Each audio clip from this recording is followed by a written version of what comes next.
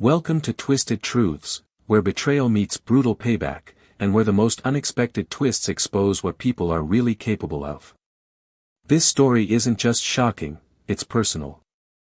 My name is Jackie Howard. I'm 57 years old, and I gave 18 years of my life, loyal, tireless years, to maritime freight logistics.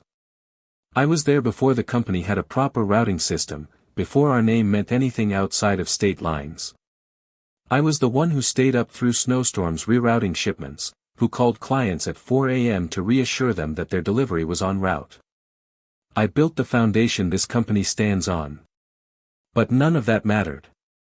Not when you're up against blood ties and backroom handshakes. It was supposed to be just another quarterly board meeting, nothing out of the ordinary. I even wore my lucky tie, deep blue, with subtle gray stripes. It had seen me through contract signings, crisis briefings, and million-dollar wins. I took my usual seat at the long glass conference table, coffee in hand, a little early like always. The board chairman cleared his throat. "We need new horsepower." Just like that. That sentence broke 18 years in half. I glanced around the room. No one met my eyes. Not even Mark Rennick, the CEO, the same man I'd bailed out of trouble more times than I can count. I remember back in 2009, when we couldn't meet payroll and I volunteered to defer my salary. That's how deep I was in. That's how much I believed in the company. Mark finally looked at me. "Jackie, we're grateful for everything you've done. But, it's time for fresh vision." Fresh vision. That's what they called nepotism now. I already knew who was replacing me. The whispers had been circulating like mold: Tanner Brighton, 33, smooth-talking, charm-coated, and recently married to Mark's daughter.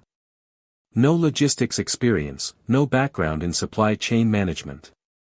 His last job? Branding for an organic shampoo startup. He was the future of maritime freight. I didn't say a word. What was the point? The decision had been made behind cocktails and 9 holes on Saturday. This wasn't a discussion, it was a performance. When the meeting ended, I returned to my office, the space I had occupied since before half the board had even joined the company. I packed my photos, my books, my client notebooks. I didn't even bother deleting my files, they'd probably replace my laptop before the end of the day. I sat down one last time, staring at the skyline from the 24th floor. My phone buzzed. A text from my daughter, Sadie. "How did the meeting go?" I paused before responding. "Big changes. Let's talk soon." I didn't tell her I'd just been pushed out like expired milk. I didn't tell her the person taking my job thought intermodal was a meditation technique. I felt for the small business card tucked into my wallet. It had been there for nearly 4 months, slid to me discreetly at a conference by a woman I deeply respected. Now, it felt like a loaded weapon. Friday came fast. My farewell gathering was a mix of forced smiles and driver handshakes. Mark gave a rehearsed speech.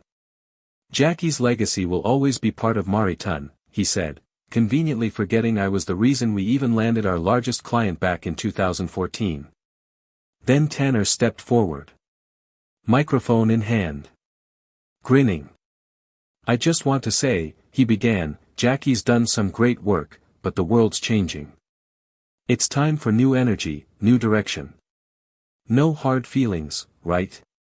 He patted my shoulder like I was a mascot. That's when I felt something I hadn't felt in years. Not rage. Not grief. Clarity. They say grief has stages. So does betrayal.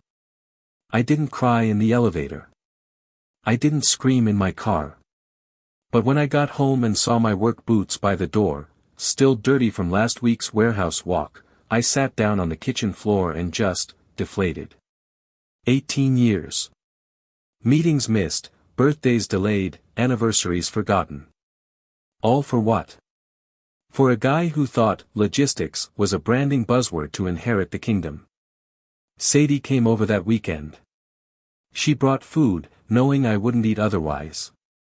We sat on the porch while I sipped tea I didn't taste. "I'm sorry, Dad," she said gently. "You didn't deserve this." "I know," I said. But it still didn't stop the ache. For days, I went through the motions. Updating my resume. Fielding, "will keep you in mind," responses. My phone barely rang, most of my old contacts were still tied to Mariton. I felt like a ghost watching the company move on without me. But then, on a quiet Wednesday morning, while scrolling through old client notes, I found it. The card. Alyssa Marin. Senior VP, Supply Chain, Caslin Chemicals. We'd worked closely for years. I'd helped reroute over 70 emergency shipments for her during hurricane season alone. Our last conversation had been brief, but loaded. "If you ever find yourself free," she had said, "let's talk." I stared at her name for a long time. And then, with trembling fingers, I dialed the number. Alyssa picked up on the second ring. "Jackie," she said, her voice both surprised and unsurprised. "I've been expecting this call." That stopped me. "You have?" "I heard whispers last week." Word travels fast, especially when it's stupid. I chuckled bitterly. "You're not wrong." She sighed. "I can't imagine how you're feeling right now." I paused. "You probably can. You've been around long enough to know how these stories end." "No," she said firmly. "I know how they're supposed to end. But I also know how to rewrite the script." There was silence for a beat. "Are you free for dinner tonight?" she asked. "Where?" "There's a steakhouse on Briar Lane. Private booths. 7. I'll be there." Dinner wasn't dinner. It was war strategy. Alyssa came prepared, leather portfolio in hand, already open by the time I sat down. She'd always been like that, 10 steps ahead of the fire before anyone smelled the smoke. Before we even got through pleasantries, she leaned in and said, "Caslin Chemicals is ending its contract with Mariton in 53 days. That was already in motion. But what happens next depends on you." I blinked. "You're serious?" "Jackie, they replaced you with a walking haircut. Our pipeline can't depend on someone who still calls our product liquid stuff. Do you remember the 2018 fire at Site 3? Of course. You coordinated 6 reroutes in 3 hours. Tanner thinks a bill of lading is a dance move. We're dead in the water with Mariton. But we'd be willing to reroute, all of it, if you're the one leading the charge. Somewhere else." I felt the weight of that offer. Alyssa wasn't just offering sympathy. She was offering firepower. "There's more," she said, flipping open her portfolio. What she showed me hit harder than anything I'd seen coming. Caslin wasn't the only client planning to walk. 3 others, companies I had managed personally, were also reconsidering their contracts. Why? Because I was gone. "You built these relationships, Jackie," she said. "Not Mariton. You." She pushed a sheet across the table. "This is Balex Freight. They're expanding and looking for experienced leadership. I've already been in contact with them. They're very interested in you." My head spun. Balex was no small player. They had deep pockets, cutting-edge tech, and were gobbling up mid-market contracts across the Southwest. If they were building an inland logistics division, and if I could bring my client base. "You'd have equity," she added. "Not just a title. A stake. Real power. Why are you doing this?" I asked. She didn't blink. "Because Mariton insulted a legend. And legends deserve better." That night, I drove home without music, without words. Just silence and the sound of opportunity roaring in my ears. I had a choice to make. And for the first time in weeks, I felt something dangerous rise inside me. Hope. By sunrise, I was wide awake, sitting at my kitchen table with a cup of coffee that had long gone cold. My mind was racing, faster than any truck route I'd ever mapped. Balex freight. Equity. Leadership. Autonomy. A chance to build something from the ground up, this time, without politics, without bloodlines getting in the way. Without someone like Tanner stomping through decades of work like it was all a school project. I reviewed Alyssa's documents again. Caslin Chemicals had a $110 million contract with Mariton. If they jumped ship and followed me to Balex, Mariton would lose nearly 40% of its revenue overnight. That wasn't just a hit, that was a gut punch. And if the other clients followed? They'd implode. Quietly. Slowly. Then all at once. That's when the plan began to form. I'd always been strategic. You had to be in logistics. Planning isn't just part of the job, it is the job. But this time, I wasn't planning freight routes. I was planning a collapse. A surgical one. The first step. Meeting Balex. I reached out through the contact Alyssa had slipped me. Victoria Henley, their founder and CEO, agreed to meet immediately. I flew to Houston the next day and walked into a modern office with glass walls, clean steel accents, and energy. Real energy. The kind Mariton hadn't had in years. Victoria didn't waste time. "I've heard a lot about you, Jackie," she said, shaking my hand with surprising strength. "From Caslin. From Gulf Energy. From Morrison Labs. You've got a reputation." I stayed humble. "Just someone who gets things from point A to point B." She smiled. "And yet half of point A and B want to follow you, not the companies they're signed to." We sat down and got to work. Her pitch was strong. Balex had capital, ambition, and a need for leadership in inland logistics. She offered me the position of executive director, with full control to hire my own team and an equity stake that would grow with performance benchmarks. It wasn't just generous. It was visionary. I took a day to think it over, but the truth is, I'd made up my mind before I even left her office. Mariton had pushed me out like I was disposable. Now they were about to learn the true cost of betrayal. I signed the contract that Friday. That same day, Alyssa notified Mariton that Caslin would not be renewing their agreement. I could imagine the panic spreading like wildfire.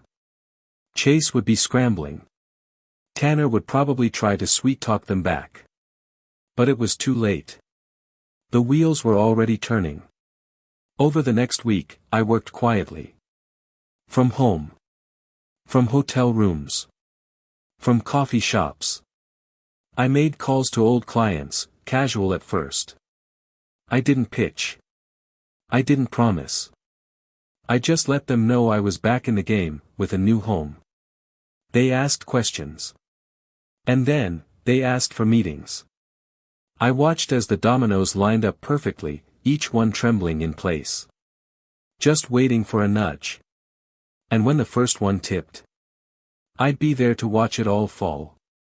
By Monday morning, I was officially on the Balex Maritime roster.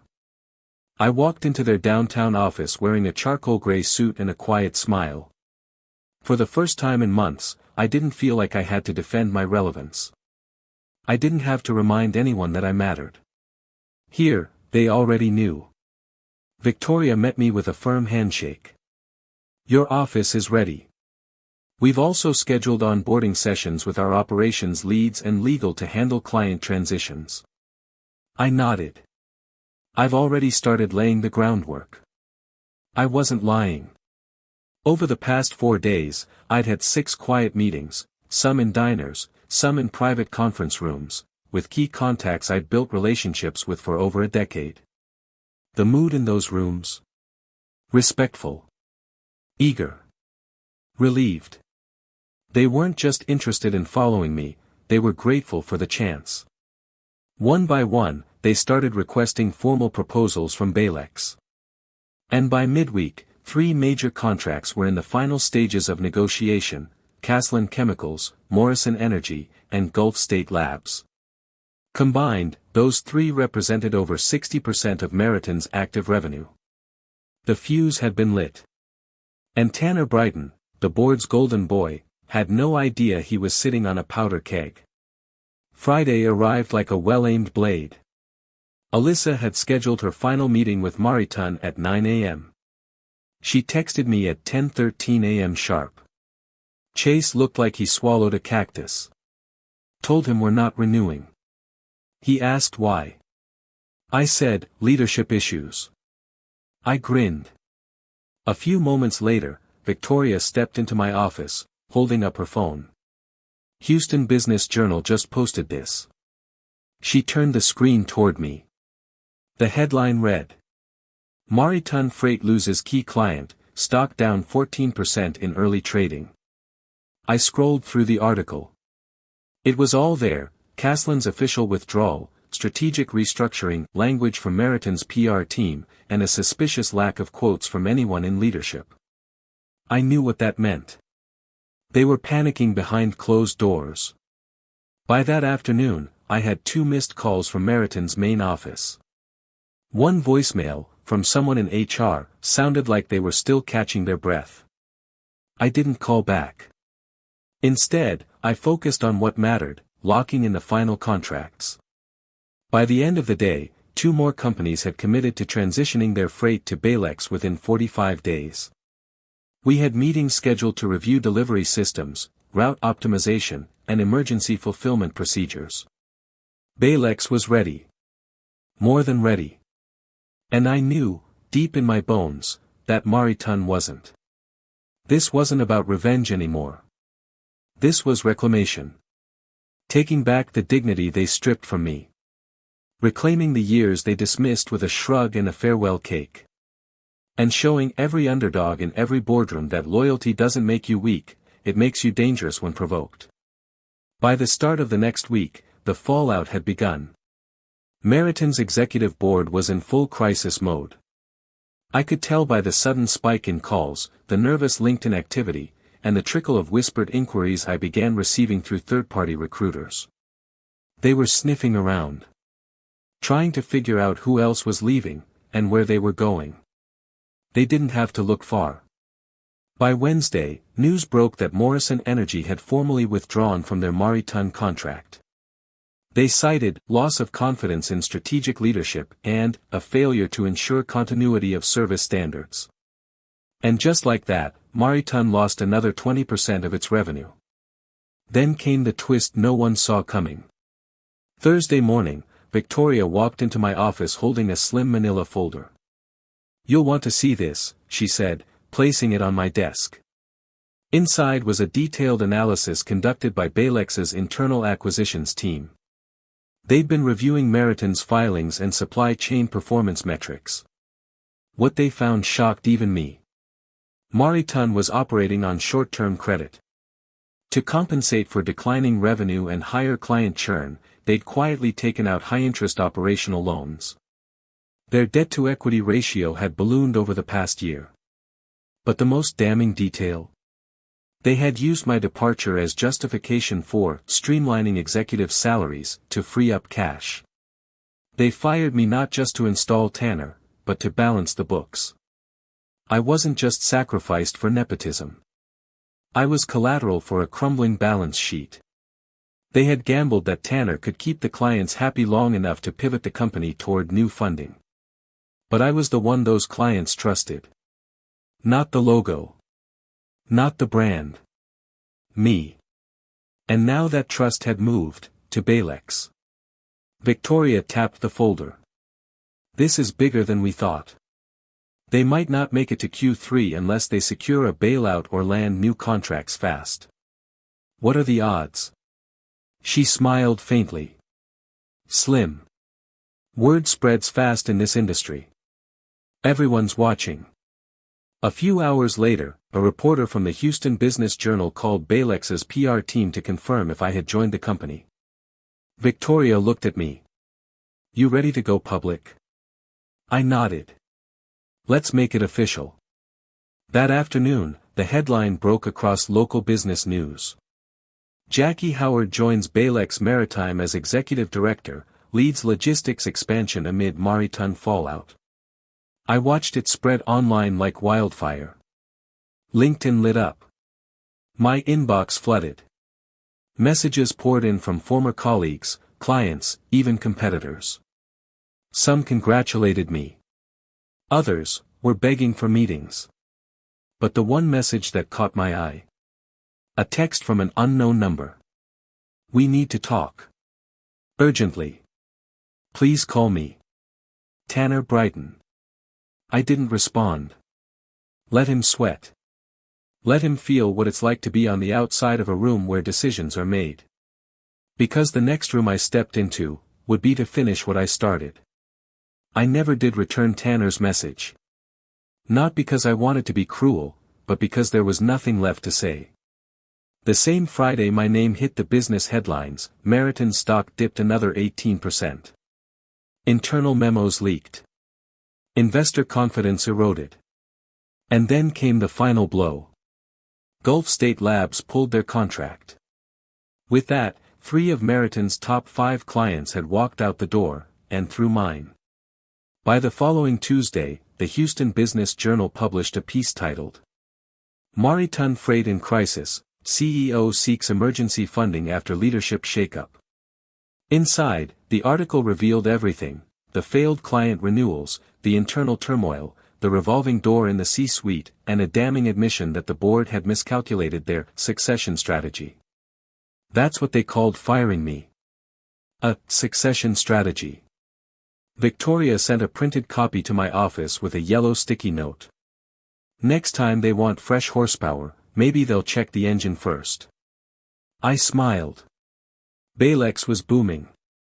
We'd signed 8 new clients in the span of 3 weeks, doubled our inland logistics capacity, and expanded into 2 neighboring states. I was hiring former Maritime employees, drivers, ops managers, analysts, folks who had always worked hard but never got the credit.